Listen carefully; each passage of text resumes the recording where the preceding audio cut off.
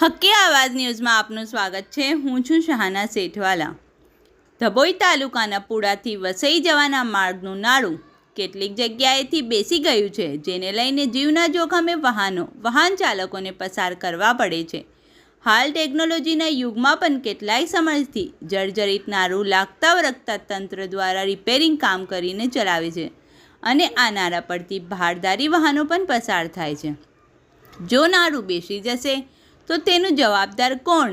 શું રિપેરિંગ કરે છે તે અધિકારીઓને દેખાતું નથી કે આ ગંભીર બાબત છે, છતાં પણ બેધ્યાન રહે છે। માત્ર રિપેરિંગ કરીને જ અધિકારીઓ સંતોષ માની રહ્યા છે। ડભોઈ તાલુકાના પુડાથી વસઈ વચ્ચેથી પસાર થતું નાળું જર્જરિત હાલતમાં થઈ ગયું છે। ચોમાસા દરમિયાન કેટલોક ભાગ નાળામાં બેસી ગયો છે।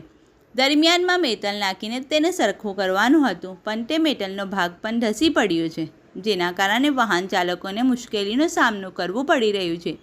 કેટલીક જગ્યાએથી નાળું બેસી પણ ગયું છે। રિપોર્ટ રફીક મંસૂરી।